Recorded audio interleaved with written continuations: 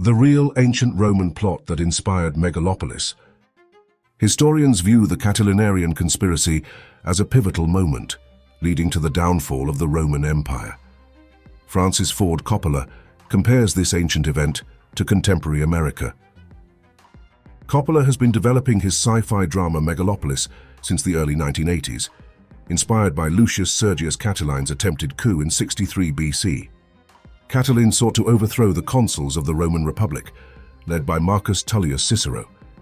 This event is known as the Catilinarian conspiracy. Coppola chose to set his film in modern New York, drawing parallels between the fall of the Roman Republic and today's United States. At a quanda in New York before Megalopolis premiered, Coppola stated, "Today America is Rome, and they're about to go through the same experience." Coppola named the film's leading characters after Catiline and Cicero to emphasize the similarities between ancient Rome and modern America. In Megalopolis, Giancarlo Esposito plays Mayor Franklin Cicero, who runs the deteriorating city of New Rome. Adam Driver portrays Caesar Catilina, an idealistic architect given permission to rebuild the city using the material megalon, which lets him control space and time. Catilina recruits Cicero's daughter Julia, played by Natalie Emanuel, to help him create a sustainable utopia. A painting by Cesare Maccari illustrates Cicero denouncing Catiline in the Roman Senate, a crucial moment in the conspiracy. Historian Josiah Osgood explains that Cicero was a new man, the first in his family to enter Roman politics, contrasting with Catiline's patrician background. Catiline had previously fought alongside the Roman general Sulla, who won Rome's first major civil war, aiding Catiline's rise in politics. In 64 BC, Catiline aimed to become one of Rome's 2 consuls, but was defeated by Cicero amid accusations of corruption. Osgood notes that a new man like Cicero typically wouldn't win the consulship, highlighting Cicero's exceptional achievement. After his defeat, an embarrassed Catiline ran for consulship again in 63 BC, becoming sworn enemies with Cicero. Catiline's political campaigns left him in debt, exacerbated by the corrupt and expensive nature of Roman elections. Historian Edward Watts explains that candidates had to borrow heavily to win support, hoping to recoup losses through future commands or governance. Richard Saller notes that older aristocratic families like Catiline's had fallen on hard times, fueling Catiline's resentment toward upstarts like Cicero.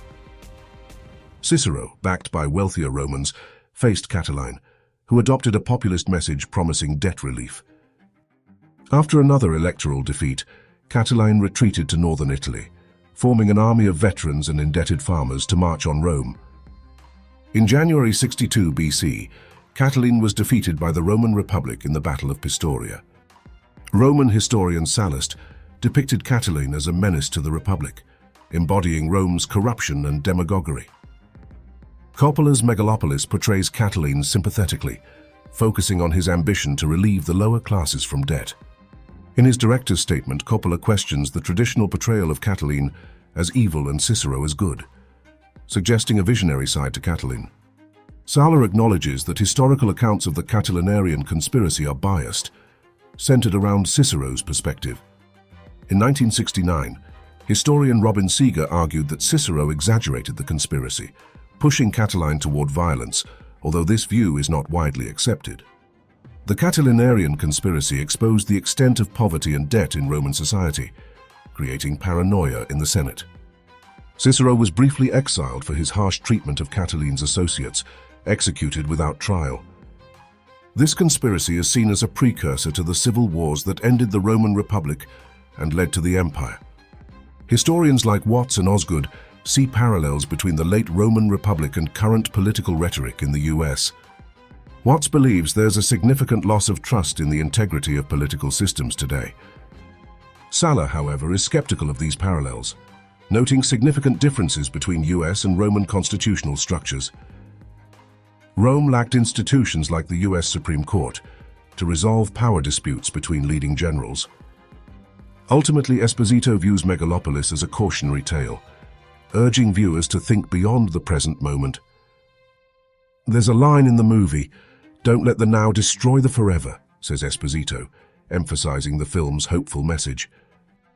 Megalopolis calls for broader thinking and hope, encouraging society to consider the long-term consequences of its actions. By drawing parallels between ancient Rome and modern America, Coppola's Megalopolis offers a thought-provoking exploration of power, ambition, and societal change. The film serves as both a historical reflection and a contemporary critique, inviting viewers to question their own political and social landscape. Through the lens of Catiline and Cicero's conflict, Megalopolis challenges audiences to re-evaluate their understanding of good, evil, and leadership. Coppola's ambitious project underscores the timeless nature of human struggles for power, justice, and societal improvement. Megalopolis is a testament to Coppola's enduring fascination with history and his drive to create meaningful, impactful cinema. As the film premieres, it invites discussions on the parallels between past and present, urging a deeper understanding of our own times